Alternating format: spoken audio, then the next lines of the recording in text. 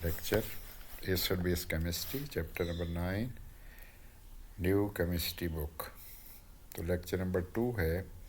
तो अब इसमें देखिए कि एक वाटर के बारे में एक सेंटेंस ज़रा देखिए। Pure water weekly conducts electricity. अब इलेक्ट्रिसिटी क्यों इलेक्ट्रोलाइट कंडक्ट करते हैं?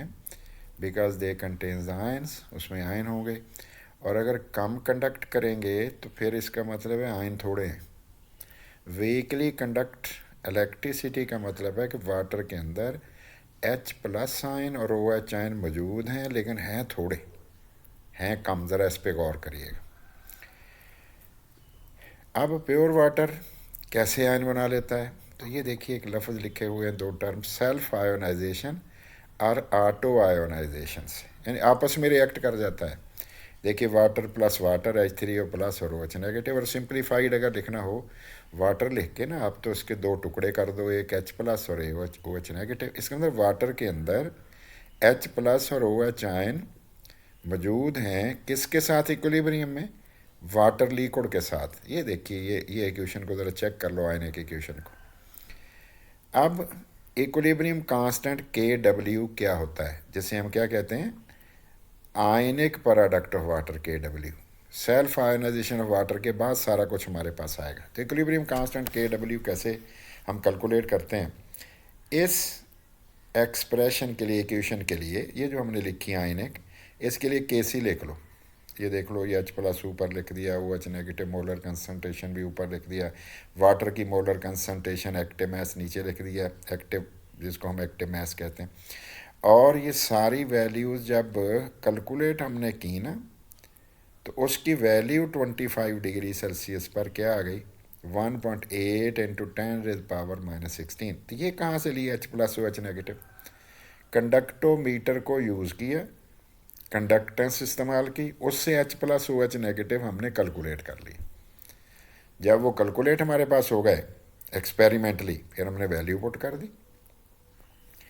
वाटर, अब हमने since water is taken a large access, हमने बहुत सारा लिया हुआ है, पानी है सारा, आयन तो बहुत थोड़े हैं। वो कितना है देखते हैं कितना है। अगर ये H2O इधर से लेके, ये वाला जो है इधर ले जाए KC की तरफ, से देखो मैंने KC मोलर कंसनट्रेशन H2O, और ये मैंने H+ OH नेगेटिव लिख दिया। ये ज़रा इस पर गौर कर लें, इस पर। अब ये जो ब्रैकेट वाली शय है ना, ये असल में है क्या? Molar concentration. और मोलर कंसनट्रेशन क्या होती है? मोल कितने हैं, कितने कह रहा हूँ, ठीक है ना, कितने मोल हैं पर dm³ ऑफ सोल्यूशन में। ये असल में H+ OH आयन का सोल्यूशन है, पानी 1 dm³। तो इसका हम कैलकुलेशन कर लेते हैं। ये कैलकुलेशन की हुई है, वाटर मोलर कंसनट्रेशन, मोल पर dm³। अब इसमें एक dm³ 1000 ग्राम का होता है, ये 1000 ग्राम लिखा, मोलर मैस ऑफ वाटर लिखा 55.5 मोल पर dm³। इसका जवाब आ गया। इसीलिए कहा जाता है कि वाटर की मोलैरिटी 55.5 m है। m लिखा होता है, बड़ा M, कैपिटल M, मोलैरिटी। अब ये जो आपने 55.5 है ना, वो आप यहाँ लिख देंगे। किस जगह वाला? ये वाटर की जगह पे, ये मोलर कंसनट्रेशन। और KC की जगह पे KC की वैल्यू लिख देंगे। ये KC की value 1.8 into 10⁻16।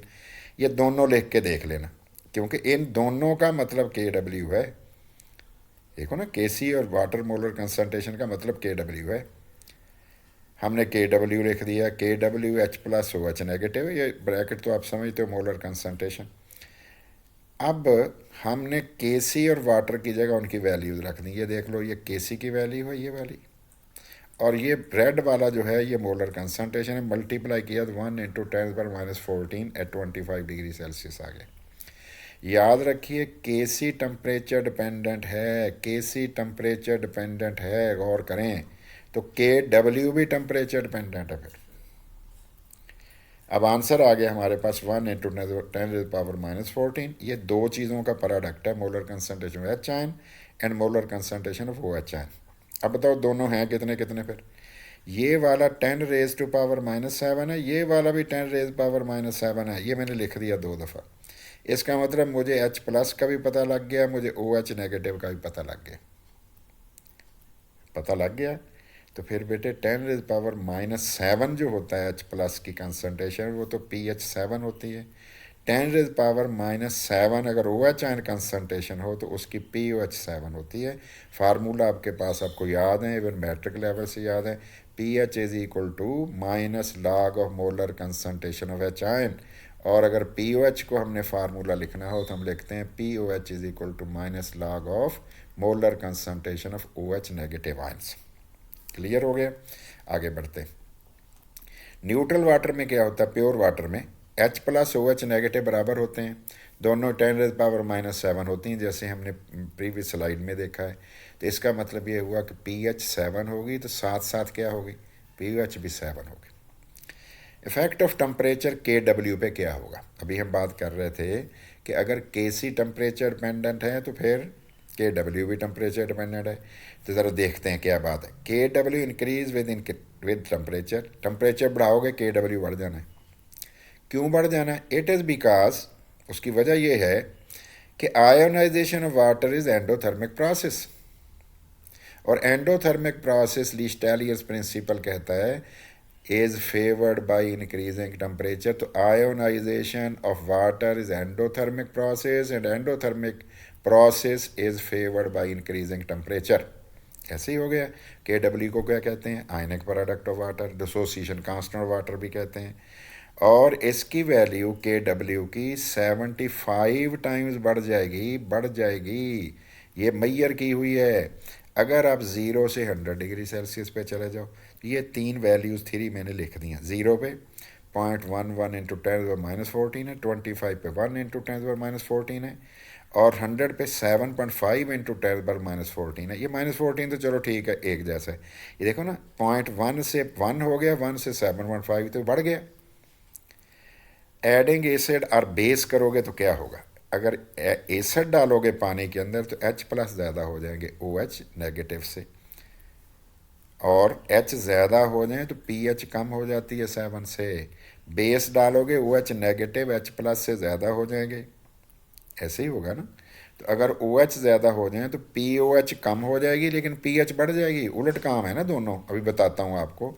KW, but KW remains constant, only temperature changes it. याद रखिए कि अगर टेम्परेचर बेशक एसिड डालते रहो, बेस डालते रहो, KW पे नहीं असर पड़ता। अगर KW चेंज होना है तो वो सिर्फ टेम्परेचर चेंज होने से चेंज होना है, जैसे ये आपको टेबल भी बता रहा है। अब हम देखते हैं कि किस तरह 75 टाइम्स बढ़ गया। ज़रा गौर करिए। हमारे पास KW 0 डिग्री सेल्सियस पर भी है, 100 पर भी है। ये देखो KW एट 100 ये लिखा हुआ है, 7.5 इंटू 10⁻⁻14, और KW एट 0 भी लिखा हुआ है, ये लिखा हुआ है। डिवाइड कर दो। डिवाइड करोगे तो आपके पास देख लो, ये 10⁻⁻14 ऊपर चला गया तो 10⁻+14 हो गया, ये -14 + 14 0 हो गया। 7.5 ओवर 0.1 इंटू 10⁻0 का मतलब 1 हो गया। 7.5 को 0.1 पे डिवाइड करें तो 75 टाइम्स जो आंसर आ जाता है। तो इसका मतलब है टेम्परेचर 0 से 100 पे आप लेके गए हैं तो वाकई KW 75 टाइम्स इंक्रीज़ कर गया है, जो शो कर रहा है कि ये जो KW है टेम्परेचर डिपेंडेंट भी है और ionization of water is endothermic है, इसीलिए टेम्परेचर बढ़ने से KW इंक्रीज़ हो गया।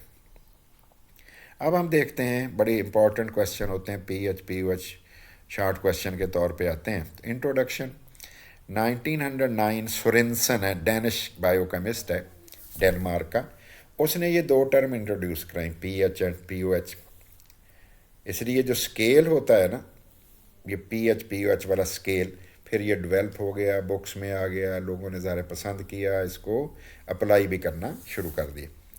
अब ये क्या बताता है? PH हमें हाइड्रोजन आयंस की कंसंट्रेशन की पावर बताता है, और POH क्या बताता है? ये OH आयन कंसंट्रेशन की पावर बताता है। किस लिहाज से? किसी फार्मूले के तहत बताता होगा। PH and POH helps us to know how many H plus ions या OH आयंस जो हैं आपके सोल्यूशन में मौजूद हैं। H कितने हैं, OH कितने हैं। इसका मतलब ये हुआ कि PH से H ढूंढे जा सकते हैं और H आयनों की कंसंट्रेशन से PH पता की जा सकती है। इसका मतलब तो यही बना। और अगर POH हमें पता हो तो हम OH आयन की कंसंट्रेशन पता कर लेंगे, और अगर OH आयन हो फिर हम POH पता कर लेंगे। What is PH? PH is the negative logarithm of hydrogen ion concentration, या हाइड्रोनियम आयन भी लिख देते हैं H3O+। मैथमेटिकली P छोटा लिखना है, H कैपिटल लिखना है, minus log of molar concentration of H+। इसकी जगह H3O+ भी हो सकता है, ये H+ की जगह पर। अब इन्फॉर्मेशन क्या है, pH अगर 2 है तो स्ट्रॉन्ग एसिड है, 7 है तो न्यूट्रल है, अगर 12 के करीब है तो फिर कौन है, स्ट्रॉन्ग बेस।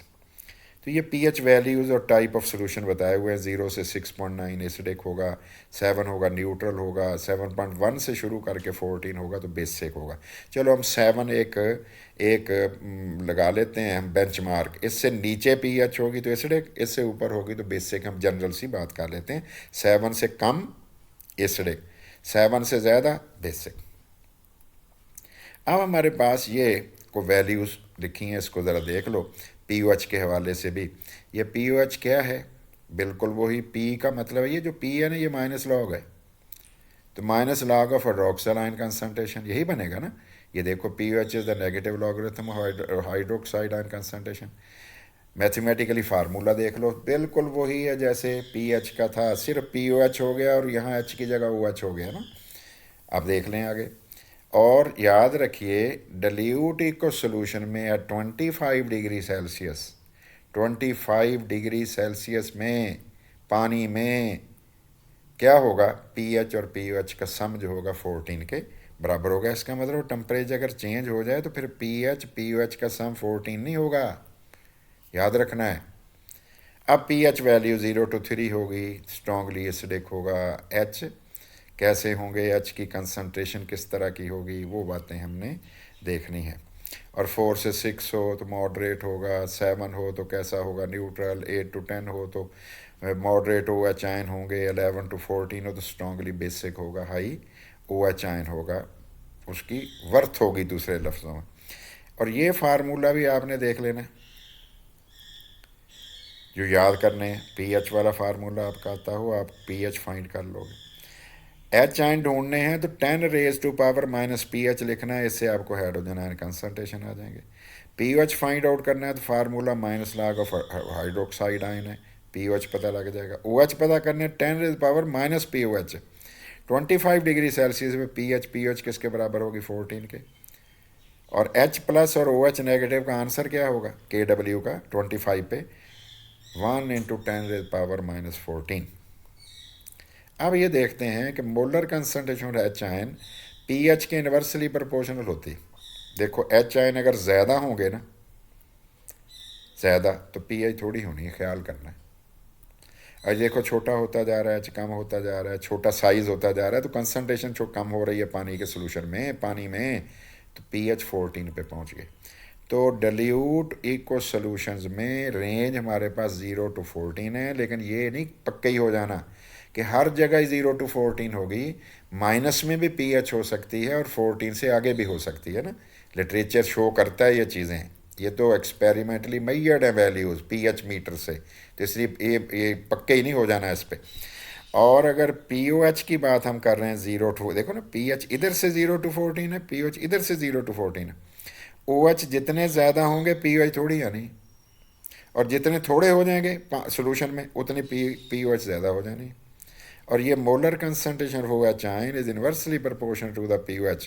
अगर OH ज़्यादा होंगे pOH थोड़ी होगी, फार्मूले में आते हैं, ये होगा pH के लिए, ये होगा pOH के लिए। इस पे ज़रा ध्यान अच्छी तरह दे लेना है ये आपको। और जब भी देखोगे 7 + 7, pH 7 है, pOH 7 है, 14, 0 है, ये 14 है, pOH 14, ये 14 है, ये 0 है, 14, तो 14 से पीछे 13 होगी तो यहाँ कितनी होगी, 1, 14, फिर भी 14 ही होगी, 13 + 1 14, क्योंकि आप कह रहे हो pH + pOH = 14 at 25 degree Celsius. अब हम कुछ न्यूमेरिकल छोटे छोटे ऐसे कर लेते हैं। एग्जाम्पल नंबर 1 है हमारे पास आपकी टेक्स्ट बुक में, pH of solution with H की मोलर कंसंट्रेशन खुद दे रहा है। फार्मूला अप्लाई करो, pH = log molar concentration H ion, value put करो। आपको पता है ना ये जो पावर है बैक पे आ जाती होती है, -3 log(10) हो जाएगा ना, log(10) 1 हो गया तो माइनस और माइनस क्या हो गया, +3, 3 आ गया जवाब। Example number 2, if pH of solution is 5, what is it's H ion. इसके अंदर हमने फार्मूला याद कर लिए, फिर तो कोई प्रॉब्लम नहीं है। ये हमारे पास एच आयन कंसनट्रेशन का फार्मूला है, molar concentration H ion is equal to 10 raise to power minus pH। pH की वैल्यू रख दो कितनी, 5। तो ये 5 यहाँ pH की जगह रखोगे तो -5 हो जाएगा। लो जी, H प्लस की मोलर कंसनट्रेशन आ गई 10 रेज पावर -5 मोल पर लीटर, मोल पर DM³ जो आप चाहो कह सकते हो। 1 DM³ is equal to 1 litre. Example number 3, OH आयन आपको दे रहा है, कहते हैं मुझे तो pH भी बताओ POH भी बताओ। ठीक है, कर लेते हैं, लेकिन गिवन OH है, पहले POH कैलकुलेट होगी फार्मूले से। ये फार्मूला लगा दिया POH वाला, माइनस लॉग 10 रेज पावर -4। ये देखो, ये -4 यहाँ आ गई लॉग की प्रॉपर्टी, -4 लॉग ऑफ 10, ऐसे ही होगा ना। आंसर कितना आ जाएगा, 4। पूरा कैलकुलेट कर लेना। अब हमें पता है pH प्लस POH 14 होती है, ऐसी होगी ना। तो फिर कैसे pH कैलकुलेट करोगे, pH कैलकुलेट करनी हो तो यहाँ pH रख दोगे ना 4, वो इधर जाके माइनस हो जाएगी, 14 - 4 इज इक्वल टू 10। ये एक सैम्पल प्रॉब्लम है 9.1 आपकी टेक्स्ट बुक में। pH गिवन है 9.2। KW फाइंड आउट करो। क्या करोगे, पहले POH पता करो, पहले POH पता करो। 9.2 pH है, तो POH कैसे पता करोगे, 14 - 9.2 आपको पता है। pH plus POH is equal to 14 है ना, तो उसको रीअरेंज करो, 14 - 9.2 4.8 आ गए।